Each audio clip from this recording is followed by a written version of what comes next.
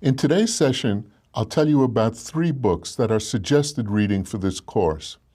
They are not required, there won't be quiz questions about them, but I'm introducing them now at the beginning of the course because some of you will be able to read them during our time together.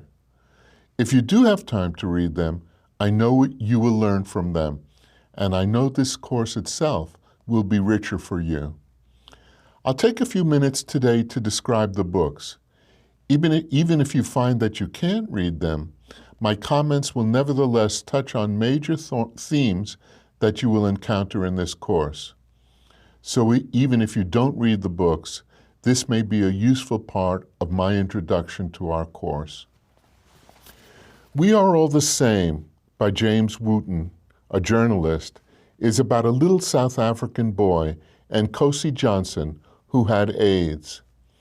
He successfully fought his exclusion from his local school, insisting that we are all the same, whether or not we have HIV or AIDS.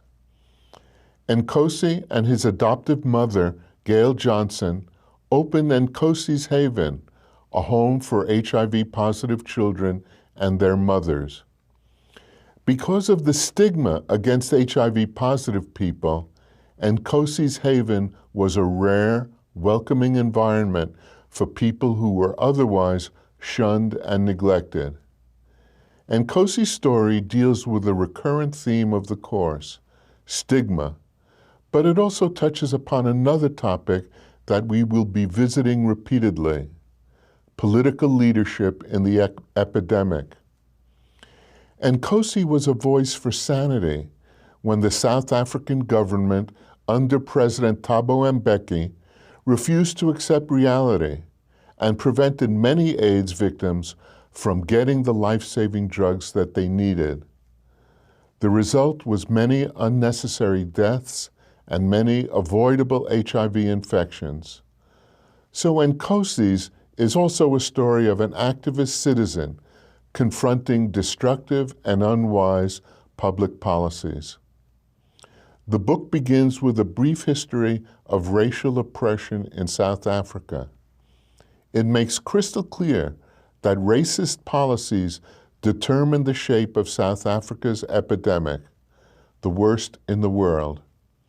So this short book touches on major themes: stigma, activism, which in some cases like this one means personal heroism, and probably most importantly, the issue of who lives and who dies is often determined by economic, social, and political factors.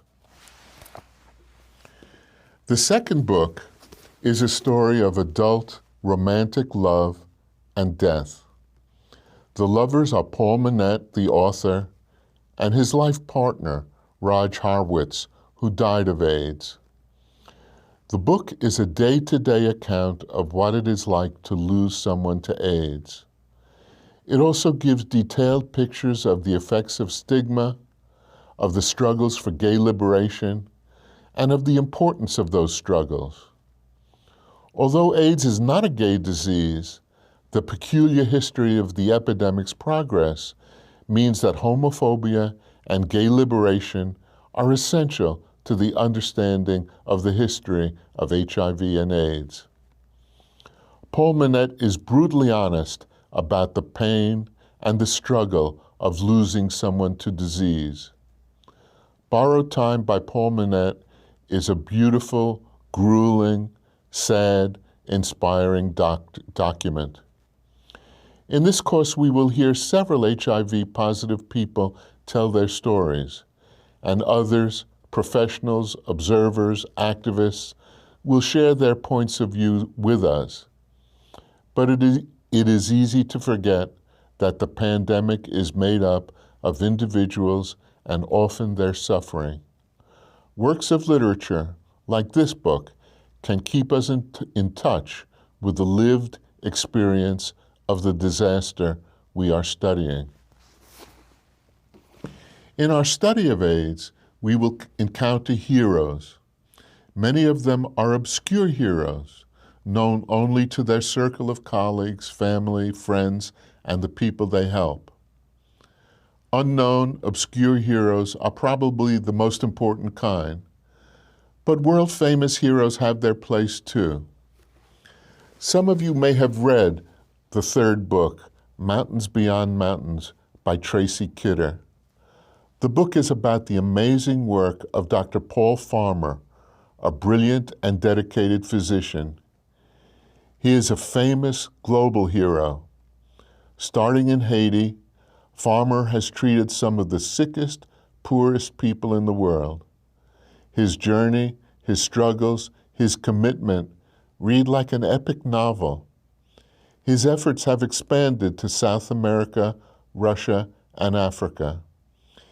In everything he does, Farmer poses the basic question: should poor people die of diseases like AIDS when rich people are treated for the same diseases and go on living?